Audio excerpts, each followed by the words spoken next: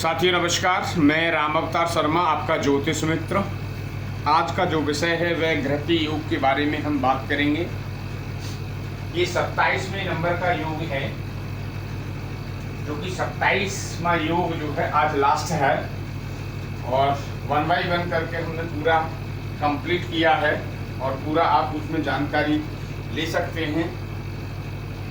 आगे ब्रीफ करने से पहले हम श्री गणेश जी के चरणों में वंदना करेंगे, माता सरस्वती के चरणों में वंदना करेंगे और हमारे जो माता पिता भगवान श्री कृष्ण और राधा रानी उनके चरणों में वंदना करेंगे। उसके बाद आगे योग की चर्चा करेंगे। ओम श्री गणेशाय नमः। ओम श्री सरस्वत्यै नमः। ओम श्री राधा कृष्णाभ्यां नमः।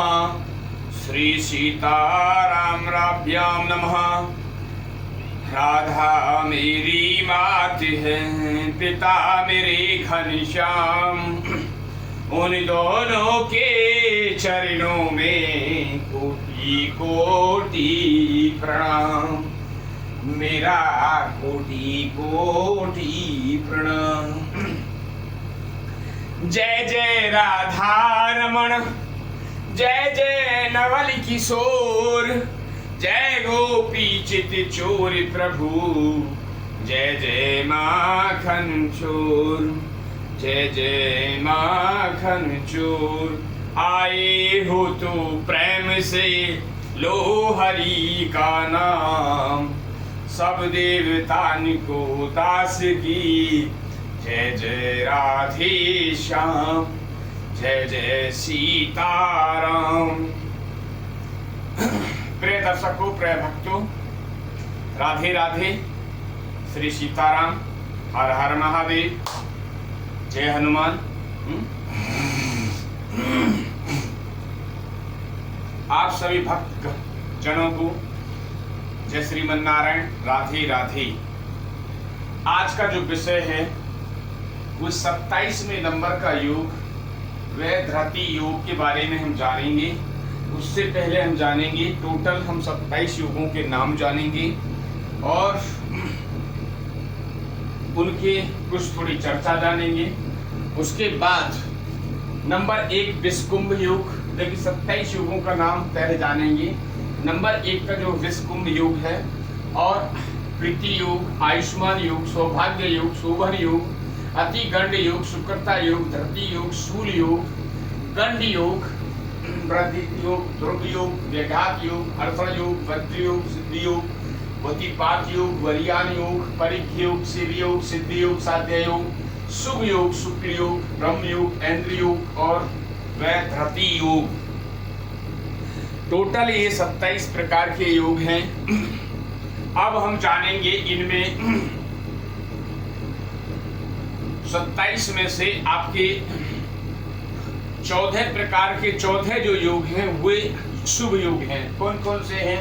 प्रीति योग, आयुष्मान योग, सौभाग्य योग, शोभन योग, सुकृता योग, वृद्धि योग, ब्रज योग, सिद्धि योग, शिव योग, सिद्धि योग, साध्य योग, शुभ योग, शुक्र योग, ब्रह्म योग। ये टोटल जो योग हैं 14 ये शुभ हैं। आप इन योगों में यदि कोई योग चल रहा है तो आप शुभ कार्य, मंगलिक कार्य आप कर सकते हैं इन योगों में, ठीक है। दूसरा, जो 5 प्रकार के जो योग हैं वो मध्यम योग में आते हैं। वो कौन कौन से हैं जानेंगे। ध्रुव योग, हर्षण योग, वरियान योग, परिघ योग और इंद्र योग। ये जो है आपके लाइक फर्स्ट क्लास 14 प्रकार के योग एंड आपका जो है सेकंड क्लास ये 5 प्रकार के योग हैं, मध्यम वर्ग।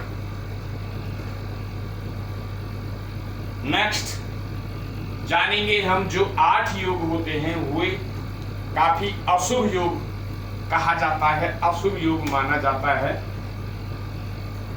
तो जानेंगे कौन कौन से हैं वे अशुभ योग? सबसे पहला जो है विषकुंभ योग। विषकुंभ योग, अतिगंड योग, धति योग, शूल योग, गंड योग, व्याघात योग, वतीपात योग, धति योग, जो आज लास्ट योग है। अच्छा, सबसे बड़ी बात एक और चीज है, 9 ग्रह में देखिए यहाँ भी जो है इसके ग्रह देवता राहु हैं, स्टार्टिंग के विषकुंभ की भी, और वह धति योग के भी राहु देवता हैं।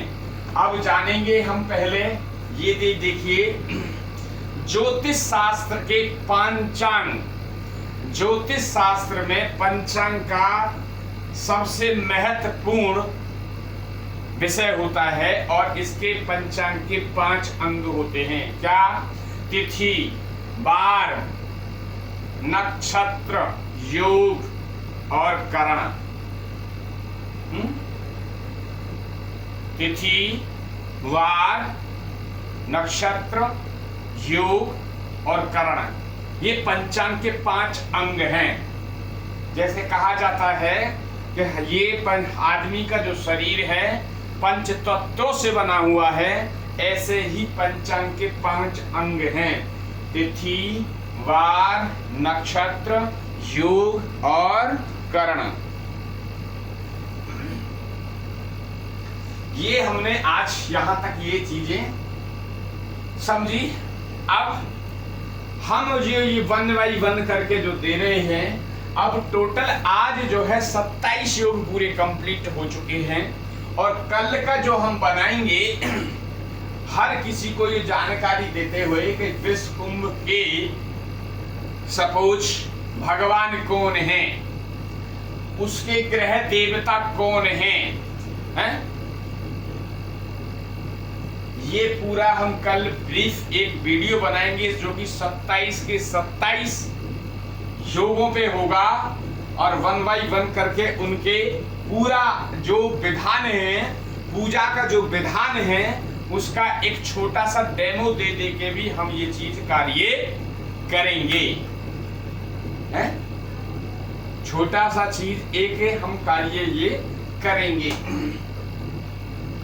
अब जानते हैं कि देखिए, यदि ये आज जो लास्ट है, ये वैधृति योग जो है एक अशुभ योग में आता है, अशुभ योग। अब जानेंगे हम इसके दुष्प्रभाव कि इसके इस योग में यदि किसी बच्चे का जन्म होता है तो उसके क्या क्या नेगेटिव प्रभाव पड़ेंगे। सबसे पहले जानेंगे, बच्चा का जब जन्म होगा, किसी भी जातक का जब जन्म होगा, वैधृति या विषकुंभ योग में हो या अतिगंड योग में हो या धृति योग में हो या शूल योग में हो या गण्य योग में हो या व्याघात योग में हो या वतीपात योग में हो या वैधृति योग में हो, तो सबके लिए सुन लें इनकी क्या विधान है। पहले इनके नेगेटिव ऊर्जाएं सुने, पहले क्या क्या इनमें दुष्प्रभाव आते हैं। ऐसा बच्चा इस योग में जन्मा हुआ, सबसे पहले तो जाने उनके घर में जब भी ऐसा कोई बच्चा जन्म लेता है तो वहां कुछ ना कुछ अशुभता आती है, कुछ ना कुछ ऐसी घटनाएं घटती हैं जो अशुभ घटनाएं कोई ना कोई घट जाती है, मगर उस घटना को इग्नोर कर दिया जाता है क्योंकि उनके घर में एक वंश चलाने वाले बच्चे का जन्म हुआ है, उस चीज को अवॉइड कर दिया जाता है।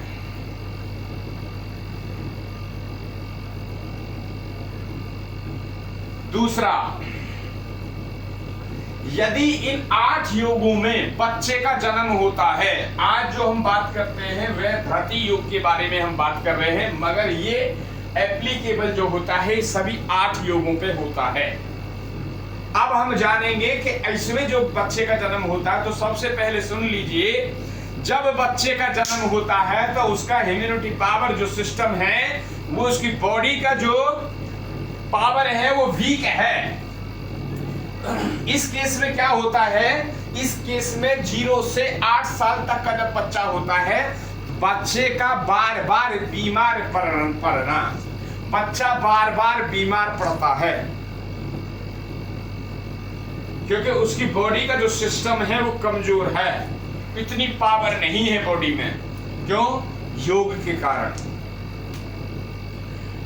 नेगेटिव ऊर्जा, दुष्प्रभाव ये बच्चे पे डालता है।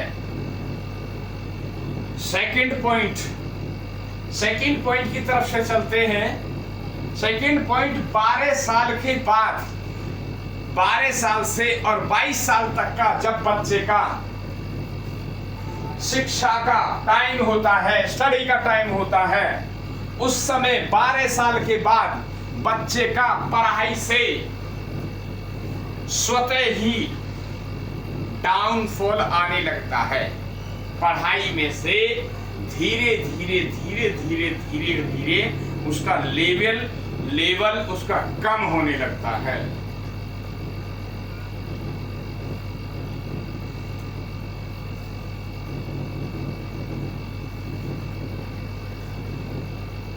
नेक्स्ट, बच्चे का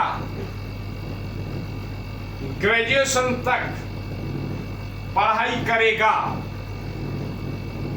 ठीक पढ़ाई करेगा, मगर ग्रेजुएशन के बाद चाह के भी कोई मास्टर डिग्री नहीं ले पाएगा। कुछ ना कुछ ऐसी विघ्न उत्पन्न हो जाएंगी, या तो पिता पे कुछ प्रॉब्लम आ जाएगी ताकि मास्टर डिग्री ना हो पाएगी, या बच्चा बीमार पड़ जाएगा तो डिग्री नहीं हो पाएंगी।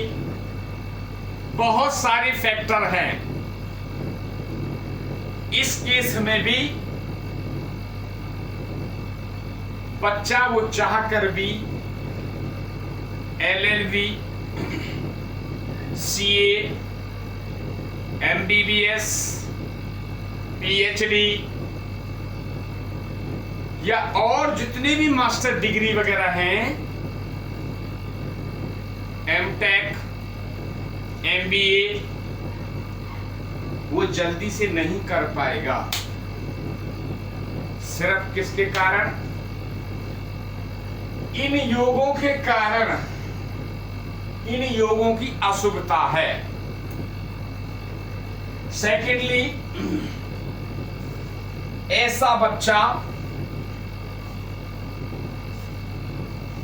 पढ़ने में इतना इंटेलिजेंट नहीं होता है।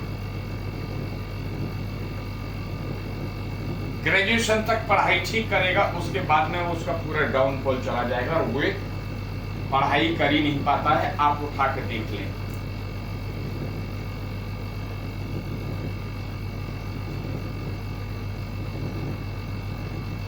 मित्रता नाम की इसके अंदर जीरो। ना तो लोग इससे मित्रता करते हैं, ना ये लोगों को ऐसे योग वाला मित्रता करता है, ना बड़े बूढ़ों बुजुर्ग साधु संत का भी ऐसा जातक सम्मान नहीं करता है। ऐसे जातक की कोई पूजा पाठ में भी कोई रुचि नहीं रहती है, बुजुर्गों का सम्मान नहीं करेगा। ऐसे आदमी जहां भी पढ़ाई करेगा, किसी भी कॉलेज में करेगा, तो वहां भी इनके फ्रेंड सर्किल बहुत ही कम रहेगा। ये अकेले में ही रहना पसंद करेगा, ये अकेले में ही रहना पसंद करेगा। ऐसे जातक का ये शोध करने वाली बात है। मन घुन्ना होगा, अपने में प्रसन्न रहने वाला होगा। वो जानेगा मैं ही सब कुछ खुश हूं, तो मेरी ही दुनिया सब है। ना उसे पिता से प्यार होगा, ना दादा से प्यार होगा, ऐसे जातक को ना माँ से प्यार होगा, ना मित्रों से प्यार होगा, ना चाचा ताऊओं से प्यार होगा, ना ही किसी यार और रिश्तेदार से प्यार होगा।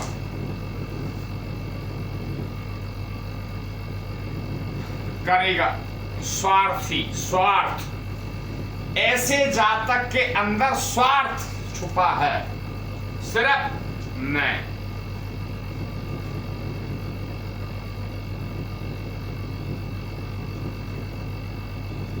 ऐसा बंदा, ऐसा जातक जहां भी कार्यरत होगा,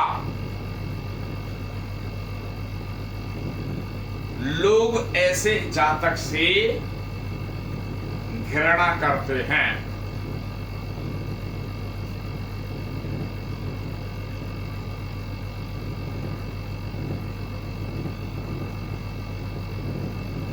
जो इसके अंडर काम कर रहे होंगे, उनसे बड़ी सख्ताई से पेश आने वाला ऐसा जातक होगा।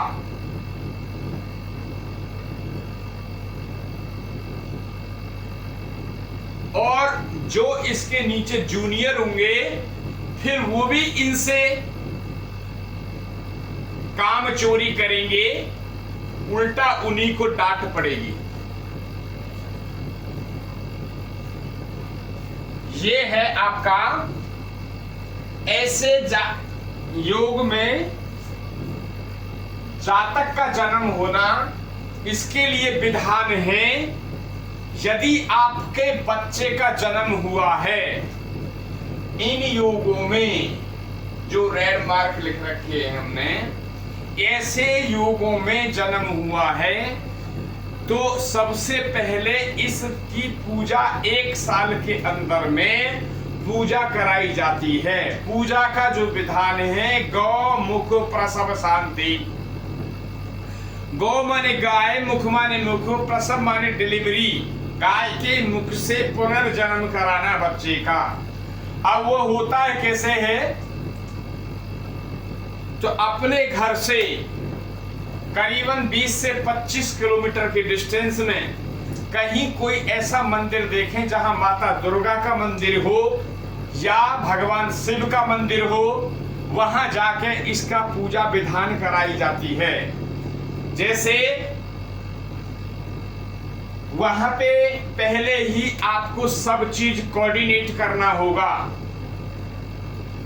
आपको 5 किलो अनाज उबालना होगा, गौ माता को भोजन कराने के लिए। गौ माता का अरेंजमेंट करना होगा।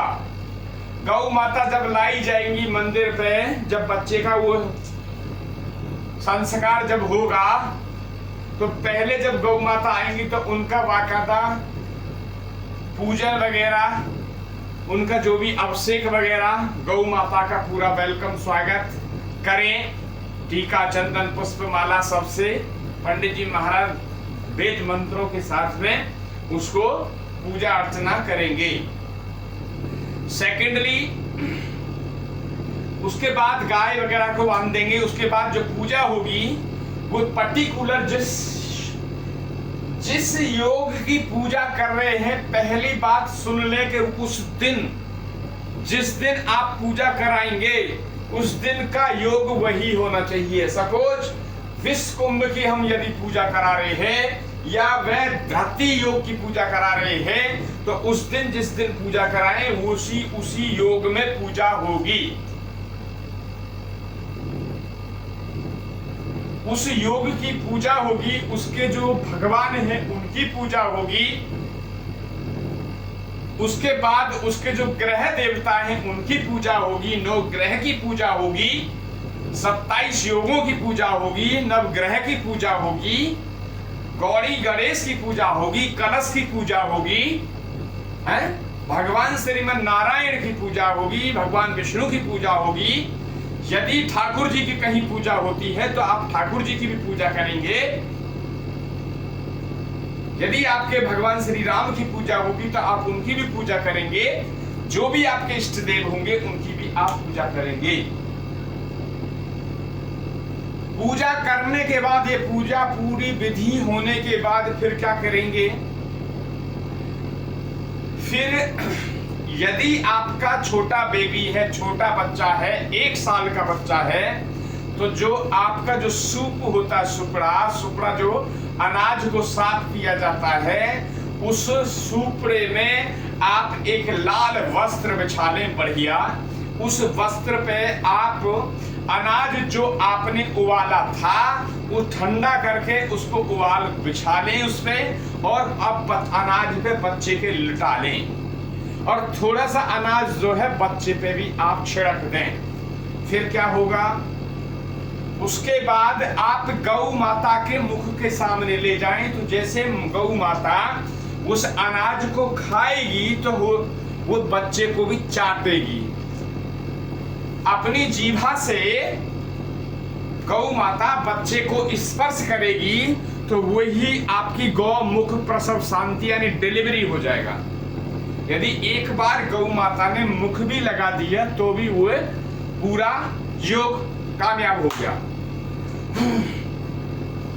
उसके बाद गौ माता अपना उनका कार्य संपूर्ण हो गया सब चीज। उसके बाद क्या करेंगे, 27 प्रकार की जो हमने औषधि, 27 प्रकार की जो औषधि है, हमने उनको पहले से ही पानी में उबाल के खौला के तैयार रखा था, और पानी जल जो था ठंडा है, ठंडा कर दिया है। अब क्या होगा, अब एक कलश आपके पास में मिट्टी का ऐसा बनवाना पहले से ही रखना चाहिए, इतना बड़ा कलश हो, कलश के अंदर में 27 सुराख हो, 27 हॉल हो, 27 खड्डे हो। फिर बच्चे को बिठाएं, बच्चे के ऊपर में ये इतना रखें, फिर उसमें जो आपने जो 27 औषधियों का, 27 वृक्षों की जो औषधियां थी उनका जो पानी खोलाया था, उस मटके में वो पानी भरेंगे, और वो पानी के जो सुराखों की तरफ से बच्चे पे पूरा अभिषेक करेगा। वहां पंडित जी जो हैं वो अभिषेक मंत्र कंटिन्यू बोलते रहेंगे। ये करीबन प्रक्रिया करीबन 20 मिनट तक ये क्रिया चलेगी। ये बहुत ही वो है, आप यदि आपके माता पिता ने पहले भी यदि नहीं कराया है, तो यदि आपको अभी बाद में भी पता चल रहा है, तो इस योग की पूजा आप ग्रह शांति करा लें, गौमुख प्रसव शांति करा लें, ताकि आपके आ रही जीवन में परेशानी ना आएंगी। ऐसे जातक का विवाह में भी देरी होती है, हर चीज में विघ्न आती है, इनकी पढ़ाई में विघ्न आएगी, इनकी शादी में विघ्न आएगी, इनके कोई भी शुभ कार्य करेंगे उसमें विघ्न आएगी। ऐसे योगों में जिनका बच्चा होता है तो शादी टूटना, शादी भी जल्दी से इन ऐसे लोगों की नहीं हो पाती है, सिर्फ इन ऐसे योगों के कारण। फिर क्या करेंगे, अभिषेक करने के बाद में, अभिषेक किया बच्चे का, अभिषेक करने के बाद में जो बच्चे ने वस्त्र पहने थे वो वस्त्र वहीं पे खोल के रख देंगे और नए वस्त्र धारण करा देंगे। नए वस्त्र धारण करने के बाद में फिर क्या करेंगे, कांसे की थाली, देखिए कांसे की जो थाली होती है, कल पूरा डेमो दिया जाएगा। कांसे की थाली, कांसे की थाली में शुद्ध देसी गाय का घी भरेंगे।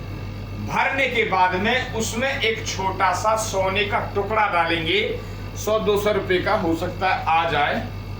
यदि किसी के पास की इतनी भी बात नहीं है कि 100-200 रुपए का हम नहीं परचेज कर सकते हैं, तो पंचरत्न एक धातु आती है, वो धातु लाएं और उस घी के अंदर आपके कांसे की जो थाली है उसके अंदर वो डाल दें, और डालने के बाद में बच्चे का मुख पूरा उसमें दिखाएं। किसमें, देसी घी जो गाय का था, कांसे की थाली थी, थाली में घी था, घी के ऊपर में आप देखेंगे तो आप बच्चे का चेहरा देख पाएंगे, बच्चा चेहरा देखेगा उसमें अपना। बच्चे को चेहरा दिखाने के बाद, बच्चे को चेहरा दिखाने के बाद बच्चे के माता पिता भी उसमें चेहरा देखेंगे।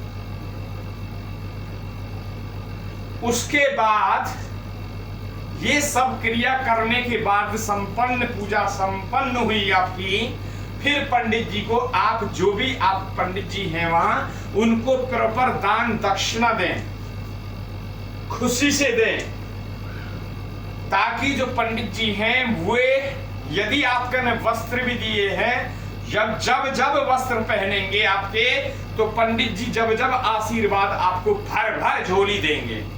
आपके बच्चे को आशीर्वाद, आपको आशीर्वाद है, आपके पूरे परिवार को आशीर्वाद। ये ब्राह्मण को यदि आप कभी आप करते हैं तो ब्राह्मणों को ज्यादा से ज्यादा मान और सम्मान और वस्त्र वगैरह आप उनको अच्छे देना, ताकि वो पहने, और पहनने के बाद जब भी उनके पहनने की आपके कपड़ों की बारी आए तब वो झोली भर भर के आपको आशीर्वाद दें।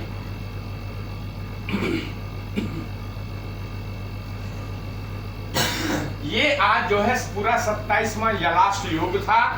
इस योग की पूरी यदि आप लोगों को जानकारी अच्छी लगी हो, कल हम जो एक आपको पैरामीटर बना देंगे, उसमें जैसे ये योग होंगे, आगे जो है उसके भगवान होंगे, कौन है इसके भगवान ग्रह के, दूसरा इस योग के, इसके योग के कौन ग्रह देवता हैं, उनका पूरी एक डाटा बना के उसके बाद में कुछ थोड़ा सा डेमो देंगे कि किस विधि से आपको ये पूजा कराई जानी चाहिए, पूजा होनी चाहिए। तो आप जरूर देखें। यदि ये चैनल आपको, ये वीडियो यदि आपको अच्छी लगी हो तो चैनल को लाइक एंड सब्सक्राइब करें, हैं? चैनल को लाइक एंड सब्सक्राइब करें और ज्यादा से ज्यादा इसको फॉरवर्ड करें, शेयर करें।